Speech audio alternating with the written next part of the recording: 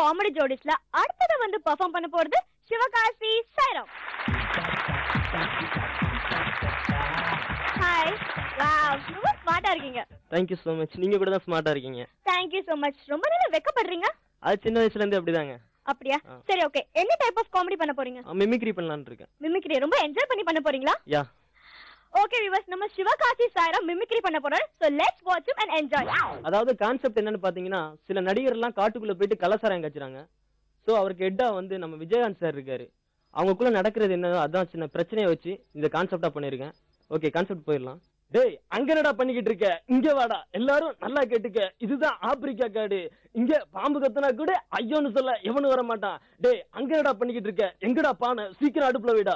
இன்னும் கொஞ்ச நேரத்துல சரக்கு ரெடி ஆகணும். நான் சொன்னது எல்லாரும் சமத்தா கேட்டீங்கன்னா வீட்டுக்கு போகும்போது குச்சி மிட்டாயும் குருவி ரொட்டியும் வாங்கி தரேன். இது எங்க ஆத்தா கருவாய் மேல சத்தியம். வரட்டுமா?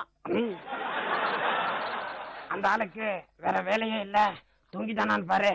அது வேற கிட்ட போறான். தனியம் பிடிச்சது எல்லாமே பச்சை வேறையா இருக்கு. நானும் எவ்வளவு நேரம் தான் ஊதுறது? என்ன பேசிக்கு இருக்கும் போதே சொல்லணும்னு ஒரு சத்தம் கேக்குதே. யோ, 7 வயசாகுதே. பாத்ரூம் போற இடமா அது? வேற இடமே கிடைக்கலையா? இங்க வேறு கொண்டே விடுவேன். எனக்கு எங்க போகணும், எங்க இருக்கணும்னு எனக்கு நல்லா தெரியும். ஒன்னு சொல்ல நல்லா கேட்டுக்க.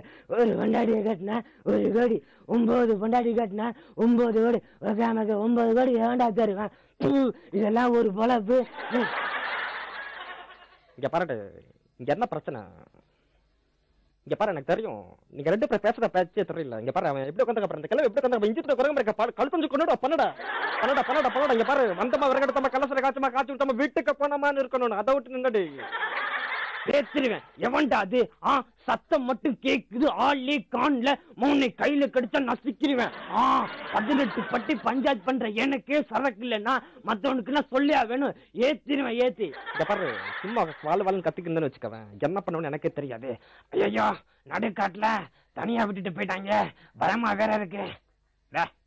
பயப்படாரா இங்க நான் இருக்கல. என்னடா பயம்? கொஞ்ச நேரத்துக்கு சும்மாரியா, உண்மையான சிங்கமே வந்துரும் போல இருக்கு. சார், உங்களை எங்கெல்லாம் தேடுறது? வாங்க, கேப்டன் எந்திரிக்க முன்னாடி ஆளாளுக்கு ஒரு பெக் அடிச்சுக்கலாம். வெள்ள எப்படி சரக்கு விறகு இல்லாம எப்படி ரெடி ஆகுச்சு? அது ஒண்ணும் இல்ல, என் 2 காலையும் அடுப்புல வச்சு எரிச்சேன், ரெடி ஆயிடுச்சு. ஏன் சார் நீங்க வேற வயிற்றுச்சல கிளப்பிக்கிட்டு? வாங்க, கேப்டன் எதுக்க முன்னாடியே ஆளுக்கு ஒரு பெக்கு போட்டுருவோம். பேசிடுவேன். எவன்டா அது? டேய், இங்க பாத்துக்க, ஒண்ணு சொல்றேன், நல்லா கேட்டுக்க. ஏன்னா எனக்கு 2 தெரியாது. என்னடா அங்க பிரச்சனை? நான் புதுசா சாய் கட்சிக்கு இந்த மாதிரி சாய்க்கு நான் பார்த்ததே இல்ல. நல்லா இருக்கு. சும்மா கால மேலே பூரா பாய். இதை பார்க்கும்போது பல்சா ஞாபகத்துக்கு வருது. ஒரு சின்ன பஞ்ச கண்ணா கிட்ட நிறைய கொடுப்பா, கை விட்டுருவா. இந்த பஞ்சு டைலாக் இதுக்கு மேல பேசிக்கன்னு வச்சுக்கவேன். என்ன பண்ணுவேன்னு எனக்கே தெரியாது. வந்தம்மா சரக்கு அடிச்சம்மா போய்கிட்டே இருக்கணும். அதை விட்டுட்டு இதுக்கு பேசுனேன்னு வச்சுக்கவேன், பாமெல்லாம் போட மாட்டேன். டர்ன்னு ஒண்ணு விட்டேன்னா 1.5 கிலோமீட்டருக்கு நாரி போயிரும். இதுக்கு மேல வாயை திறந்துன்னு வச்சுக்கவேன். டேய், அங்க என்னடா சவுண்டு? இன்னுமாடா சரக்கு ரெடி ஆகுது? எங்கடா சரக்கு மரசு? கூப்பிடுற அந்த ஆள. ஹலோ சார், சரக்கு காய்ச்சனது உண்மைதான். ஆனா பாருங்க, எந்த திருட்டு பூனையோ பானையை தட்டி விட்டுருச்சு. இதுக்கு நாங்க ஒண்ணும் பண்ண முடியாது. இது இயற்கையின் சூழ்ச்சி. டேய், என்னடா பானை இயற்கைன்னு கதை விட்டுக்கிட்டு இருக்க? நான் கட்டல்ல படுத்தது ஒரு குத்தமா? டேய், ஒண்ணு சொல்றேன், நல்லா கேட்டுக்க. ஏன்னா எனக்கு 2 தெரியாது. அதனால சொல்றேன், உன்னை இனிமே சரி வீட்டுக்கு போனாலும் சரி, காட்டுக்கு போனாலும் சரி, எங்க போனாலும் கூட்டி போக மாட்டேன். இது எங்க ஆத்தா கருவாய் மேல சத்தியம். வரட்டுமா?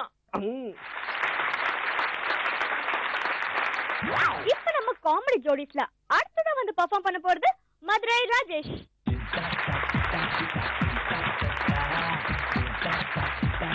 சோ மதுரை ராஜேஷ், அது என்ன எல்லாரும் பேர்ல முன்னாடி பட்டு பேர் தான் வைப்பாங்க. நீங்க எல்லாருமே என்ன ஊர் பேர் வச்சிருக்கீங்க? ஆக்சுவலா வந்துட்டு எல்லாரும் ஊர் பேர் வைக்கிறதுக்கு ஒரு முக்கியமான காரணம் என்னன்னு கேட்டீங்கன்னா, ஸோ நாங்க மட்டும் எங்களை வந்துட்டு ரொம்ப பெரிய லெவல் கொண்டு போய் டிவி நிகழ்ச்சி கொண்டு போயிட்டு இருக்கு. நாங்க என்ன ஊர் அப்படின்னு தெரிஞ்சிச்சுன்னா அந்த ஊர் மக்களும் ரொம்ப சந்தோஷப்படுவாங்க.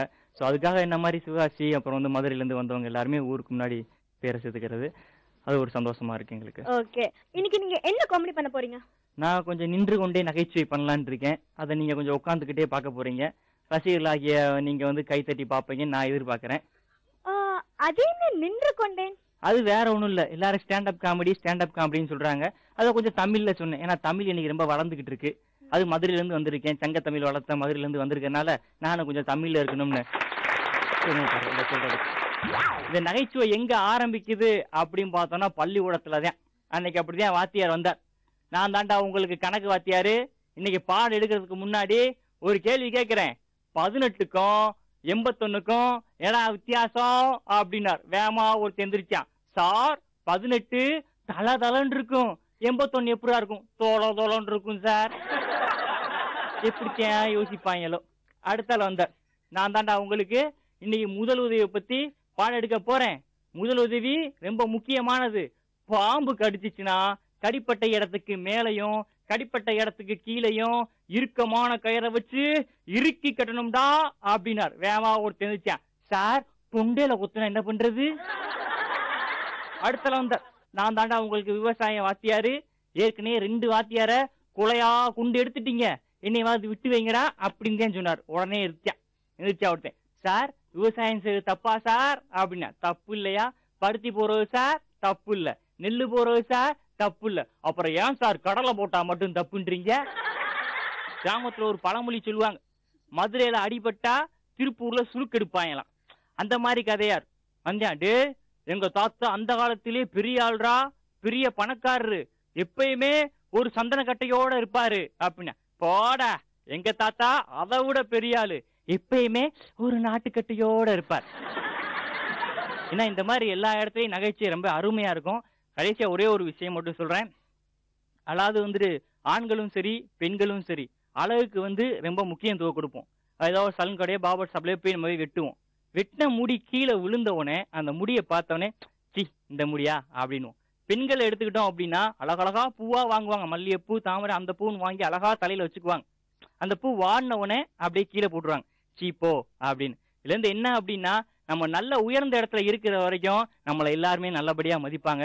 நம்மளோட நிலைமை கொஞ்சம் கீழே இருந்தாலும் இந்த பூ மாதிரியும் முடி மாதிரி தான் மாறிடும். அதனால இருக்கிற வரைக்கும் நம்ம அடுத்தவங்களை கொஞ்சம் மகிழ்ச்சி பண்ணிட்டு நாமளும் சந்தோஷமா இருப்போம் அப்படின்னு சொல்லிட்டு விடைபெறுறேன். நன்றி, வணக்கம்.